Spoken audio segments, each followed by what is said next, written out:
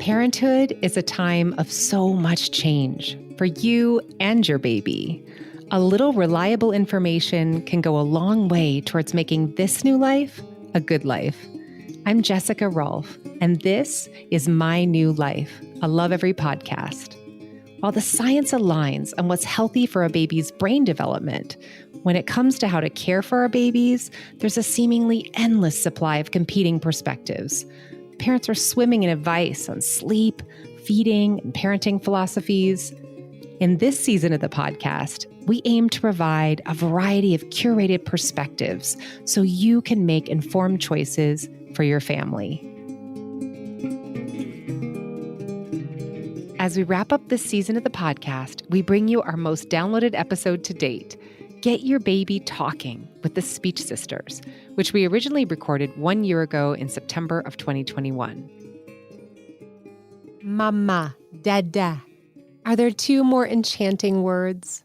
Some version of these words will likely make it into a child's vocabulary, but not always on our timeline. Language milestones are a hot topic. When should my baby be speaking? And how many words? So much is tied up in our ability to communicate with our little people. Our guests on the show today are familiar to many of you. Their specialty is helping parents to get their babies talking. Bridget Hillsberg and Brooke Dwyer are speech and language experts and the sisters behind the Speech Sisters. Welcome, Bridget and Brooke. Hi, thank you so much for having us. We're so excited to be here today. So I want to get right into it. I've heard that the more a child is spoken to, the faster those early brain connections are formed. I don't think that parents realize how much impact they can have on their child's language development. So how much of it, let's really break this down, how much is nature versus nurture? There are hundreds of thousands of studies out there to support the fact that parents have so much of an impact on their child's language development. The more that a parent talks to their baby in the beginning, in the early days, the greater their vocabulary skills when they get older. Even reading to your child early on can make such a difference with how your child processes language once they get into school. And, it really, there's just so many things that prove that supporting your child early on can make such a huge difference. I will say, though, every child is different. So it's hard to say whether or not a child will just, excel because because their parent speaks to them. Obviously, there's a lot that comes into play with that. But no matter where your child is on their communication journey, speaking to your child and communicating with your child with the intent of building their language will set them up for success wherever they are meant to be in their developmental path. That's so reassuring. Okay, I have to ask. I mean, you are the language pros, so what about your babies? Did they start talking early? Yeah. Very early, yeah. Yeah, all five of them. And I think that's why really we created our infant course, because we just kept getting asked, like, how are your children speaking so early? It's just got to be because you're speech pathologists and you must sit down and do speech therapy with them all day. Right. And we were like, no, no, we just talk to them. Yeah. But I can even think of some of my friends who would say, gosh, the way you talk to your daughter, like the way you're talking to Riley, how do you know? How do you know to say those things? And I said, obviously, because I'm a speech therapist, but it is not that difficult. And really, any parent can do that. They just need to know. They need to be educated and they need the knowledge that they have that power. Yeah, and it is more than just talking. There's a lot of different things that come into play, just more than just talking to your child. And I think that a lot of parents have the knowledge to talk to their child in order to build language, but it's, how do you talk to them? What kind of voice do you use? What kind of tone? Do you repeat words? How many times? Should you say very long sentences or should you keep them short and sweet? And that's kind of what we educate parents on, because there is a specific way to speak to your child, to improve their language development. You talk about tip number 1 in your course is imitate. Can you flesh that out for us? Yeah, imitating is so important, and it actually goes both ways. So before your child can imitate you, you need to start imitating your baby, okay? So when your baby makes a sound, you want to make that sound back at them. If your baby starts to babble, babble back, because then they will start to understand, oh, I might do it again, and then you'll do it again, and this is really fun, and we have this back and forth. Imitation is key. That reciprocity really sets them up for success of what's to come with having conversations later, down the road. If you start imitating your baby early on with those coos and those babbles, and the baby's going to immediately think, oh my gosh, this is so cool. My mom is copying me. I want to do that again. And they like that. They want to see your reaction again. And like Brooke said, down the road, when you want your baby to imitate a word, if you're saying, Mama, then they might be a little bit more apt to understand that they then could repeat you or should repeat you. I love it that you bring this up because I think sometimes we get confused and think that we shouldn't speak baby talk. So what's the difference between baby talk and imitating? That's a great question. So baby talk, well, it has some negative connotations, but as long as you are talking using the correct grammar and sentence structure and word structure, then it is actually great and we recommend it. Another word for it is called parentese or motherese or infant-directed speech. It's sort of a sing-songy, exaggerated speaking style, and it grabs your baby's attention and your baby loves it. And he or she will pick up information and language more quickly because you will have their attention. And there are tons of research studies on this. Yeah, I think that's a huge reason why we had 5 early communicators with our own children. And I find that whenever Brooke and I are around a baby, a friend who has a baby, even now, the babies are like, boom. Yeah, they're I drawn like this to lady. us. They're drawn to, and we get a lot like, why? What are you, a baby whisperer? No, we're just like parentese masters, and using that voice and saying, "Hi, I see your eyes," and drawing out those words in that parentese sing-songy speaking style really grasps that baby's attention, and it makes such a difference, and they love it. Yeah, it's research has proven that it makes a difference. It's so fascinating that what comes naturally to us, to some of us, can really make an impact on a child's development. Yeah, and I think too, when you're using that speaking style, you grab their attention, but they're interested for a longer duration. So when you have their focus for a longer time, that's just leading to more language learning opportunities. They don't check out as quickly. And you also have a tip, act it out. I love this tip. Can you elaborate on this a little bit? Sure. So it is really important to use gestures when you are communicating with your baby. Gestures often, usually, come before words, and you want your baby to see you gesturing and acting things out to add meaning to the words that you are teaching them. So, for example, if you have a ball and it's a big ball, you want to show them that it's big. Open up your hands and say big, because that is adding more meaning to that word. And you can even, make your voice big. It's big, and you really act it out. Yeah. And like Brooke said, that does add meaning, and also showing objects as you talk about them. So if you're talking about a banana, like get that banana in hand and hold it right there. It's a banana. Look, I'm peeling the banana. You can act out actions as you're actually doing them, and it just helps the words click much more quickly than if you are saying it out of context. It's a little hard for them to connect the dots. Yeah, and then there's look, listen, and label, which is very similar to what you're saying. So you see this object, you're acting it out. You're also labeling things and looking at things and demonstrating for them where your eyes are going and then saying the word. Do I have that right? Yep, exactly.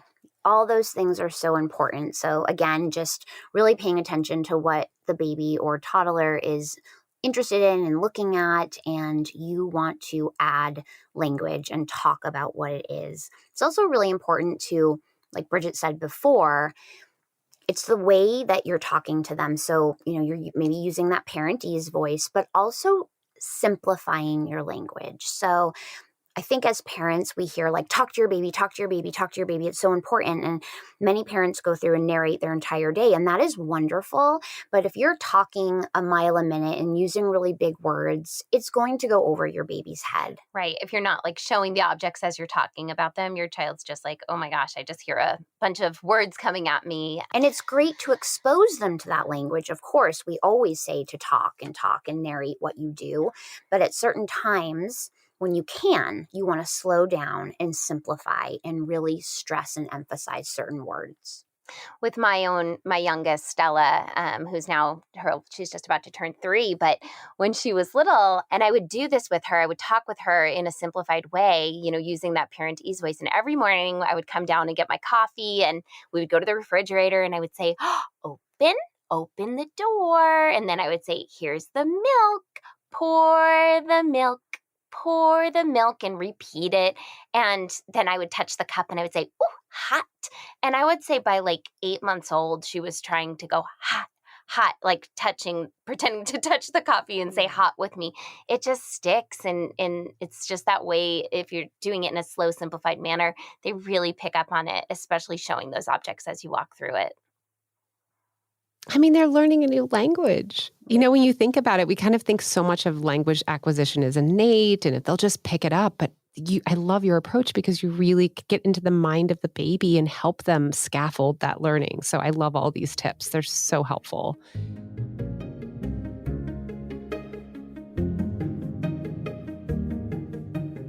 Do you ever wonder how your child's development is tracking or ways you can help it along?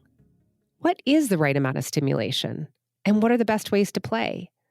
We are here to help you make the most of your time together.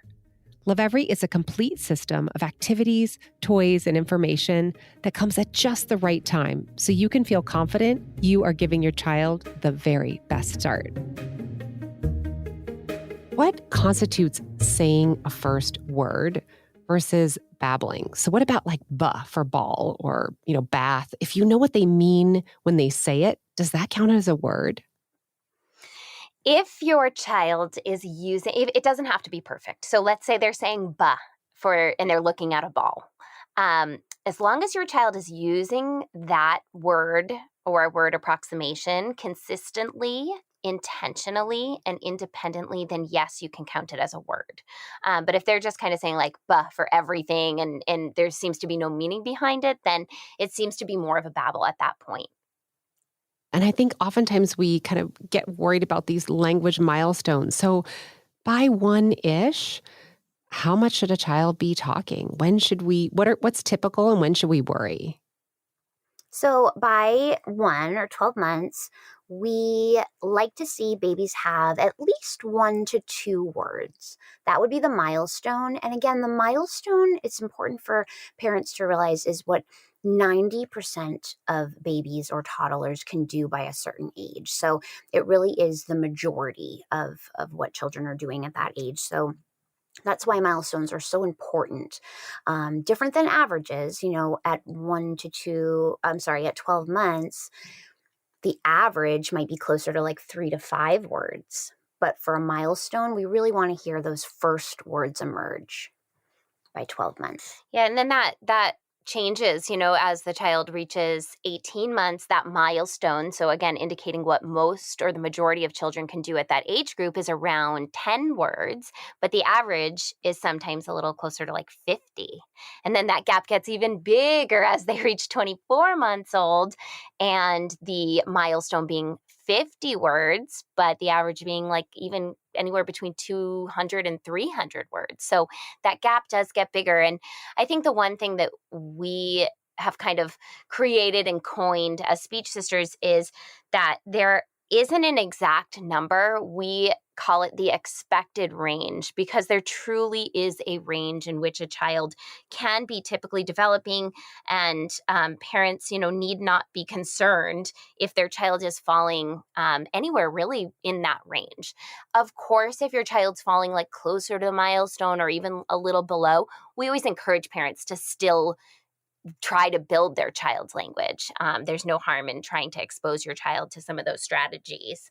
But if your child's meeting those milestones, then you can have a little more peace of mind. And if your child's not meeting milestones, then we always urge parents to reach out to their child's pediatrician as well as a certified speech language pathologist, just because early intervention is so crucial, and starting therapy or intervention early on, or at least parent education early on, can just make such a huge difference, not only in immediately, but in the long term as well. And you've, seen so many children go through, your services, and one-to-one as speech pathologists and therapists, and then through testimonies from your courses.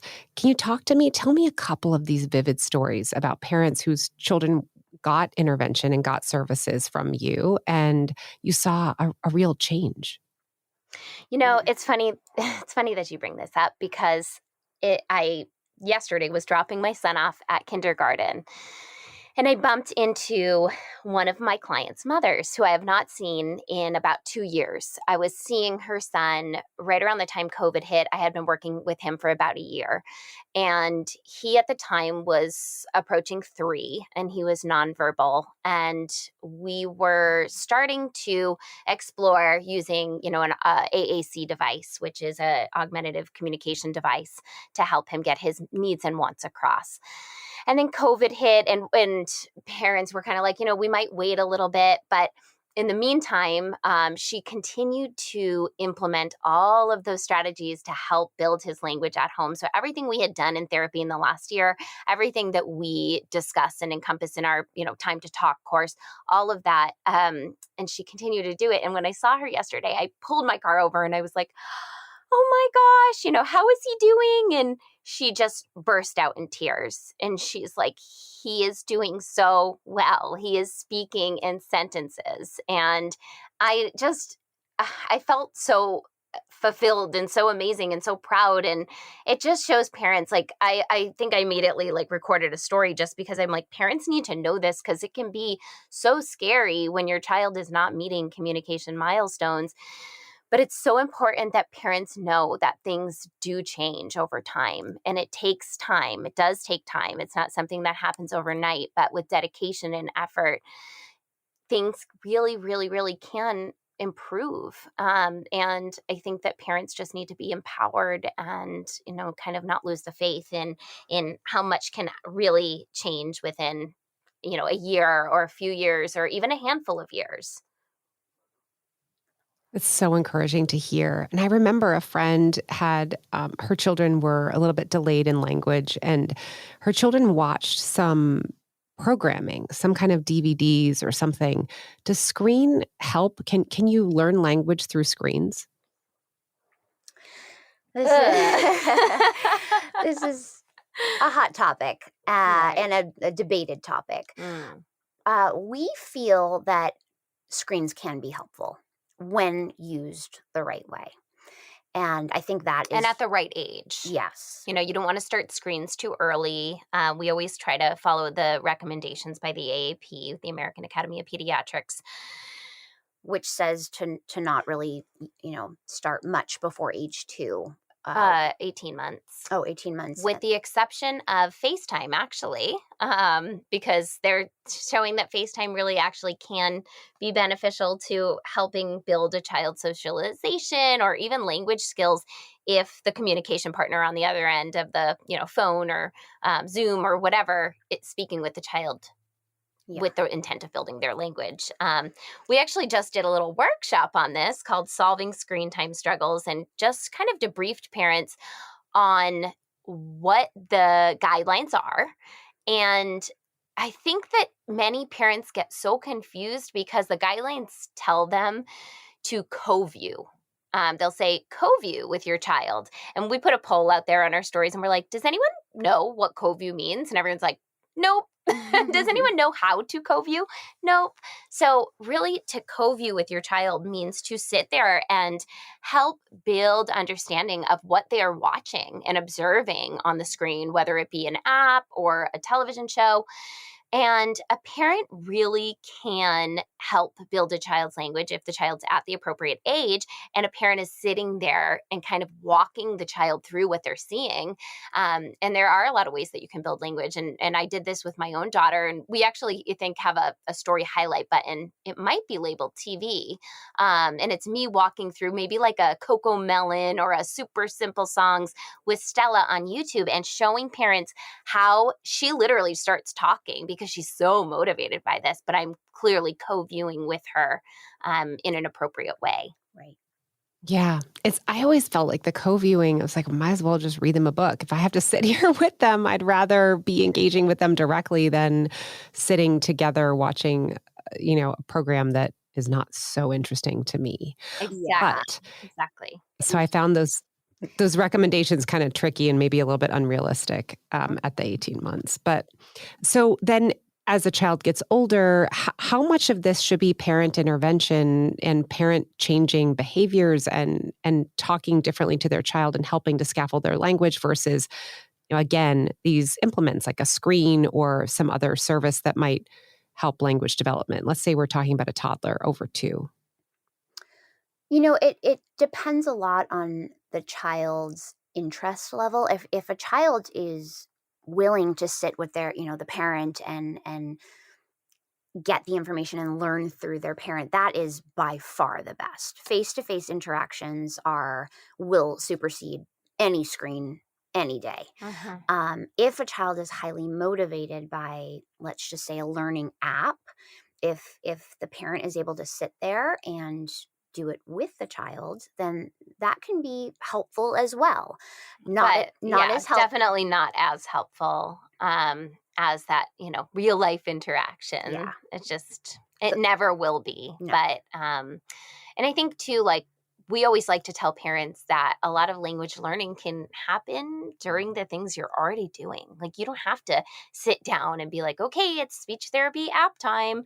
You can build your child's language while you are dressing them, which you do every single day, or while you are feeding them, which you do multiple times a day. That's kind of where the meat and potatoes comes into building your child's language, because it's all the things that you're already doing. So that's where our mission comes in and kind of why we do what we do, because we're busy moms and we're like, people, like we said earlier, are like, how did you get your little one speaking so early? You guys must do speech therapy all day. And we're like, we're running 2 companies. We do Speech Sisters. We have a private practice still, 5 kids total. No. We're not doing speech therapy with them. We're just building their language as we move through, life quickly, like every mom does. So anything that we have missed that you want to share with listeners? I think the takeaway is, we always say parents have the power to make such an amazing impact. And we just kind of want to scream that from the rooftops, because I think so many times, running our private practice, we would go into a home and a child, maybe late to talk or not meeting milestones.